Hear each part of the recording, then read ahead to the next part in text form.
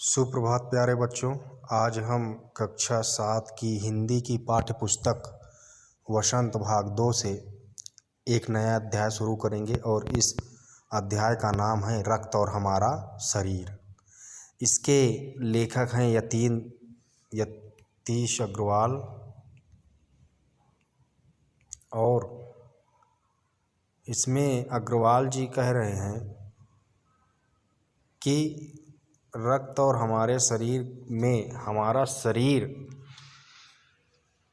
कैसे बना है और हमारे शरीर में रक्त और उससे संबंधित उन सभी चीज़ों का अध्ययन करके बताया है।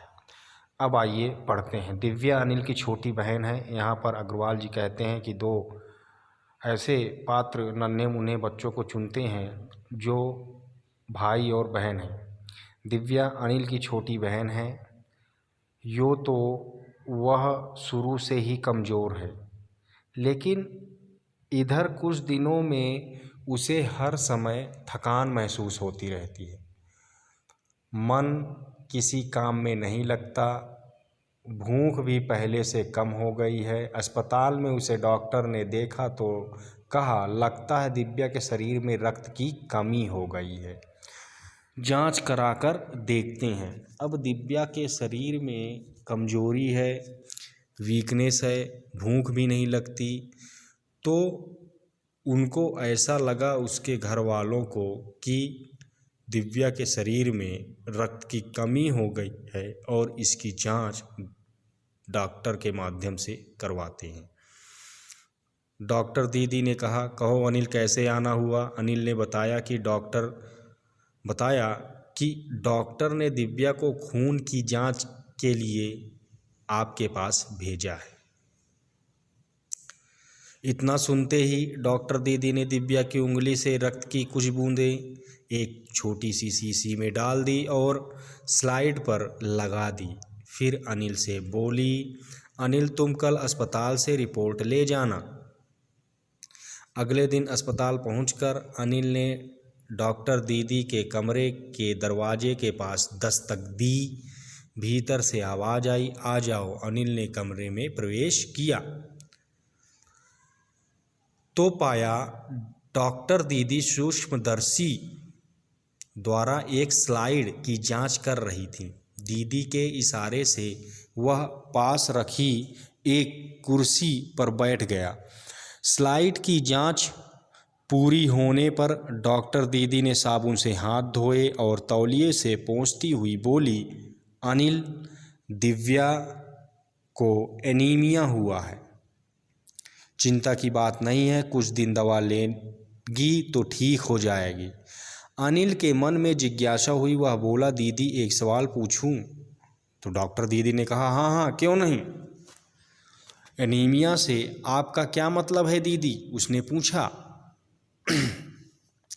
यह जानने के लिए तुम्हें रक्त के बारे में जानना होगा, डॉक्टर दीदी ने कहा। फिर बोली, अनिल देखने में रक्त लाल द्रव के समान होता है, किंतु इसे सूक्ष्म दर्शी द्वारा देखने जाए तो यह भानुमति के पिटारे जैसा होता है।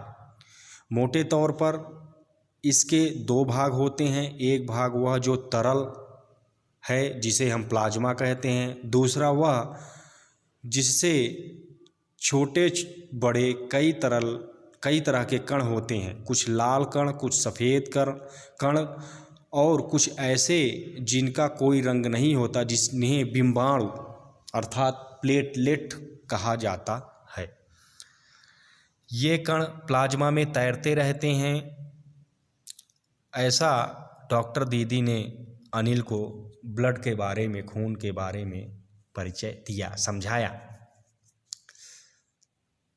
इतना कहकर डॉक्टर दीदी ने सूक्ष्मदर्शी के नीचे एक स्लाइड लगाई, उसे फोकस किया और बोली, देखो अनिल, सूक्ष्मदर्शी द्वारा जो कण तुम्हें दिखाई दे रहे हैं ये हैं लाल रक्त कण। स्लाइड देखा, मानो आश्चर्य से उछल पड़ा था अनिल। रक्त की एक बूंद में इतने सारे कण, इसकी तो वह कल्पना भी नहीं कर सकता था। वह बोला, इन्हें देखकर तो ऐसा लग रहा है मानो बहुत सी छोटी छोटी बालूशाही रख दी गई हो। हाँ, दीदी बोली, लाल कण बनावट में बालूशाही की तरह ही तो है, गोल और दोनों तरफ अवतल, यानी बीच में दबे हुए। रक्त की एक बूंद में इनकी संख्या लाखों में होती है। यदि हम 1 मिलीमीटर रक्त लें तो उसमें हमें 40 से 55 लाख कण मिलते हुए दिखाई देंगे। ये कण शरीर के लिए दिन रात काम करते हैं। सांस लेने में साफ हवा से हो ऑक्सीजन तुम प्राप्त करते हो, उसे शरीर के हर हिस्से में पहुंचाने का काम इन कणों का ही होता है। इनका जीवन लगभग 4 महीने होता है। 4 महीने के होते होते ये नष्ट हो जाते हैं, लेकिन एक साथ नहीं, धीरे धीरे, कुछ आज, कुछ कल, कुछ उसके अगले दिन। तब तो कुछ ही महीनों में ये खत्म हो जाते होंगे। अनिल ने ऐसा डॉक्टर दीदी से प्रश्न किया। यह सुनकर डॉक्टर दीदी मुस्कुराकर बोली, नहीं, ऐसा नहीं है। शरीर में हर समय नए कण बनते रहते हैं।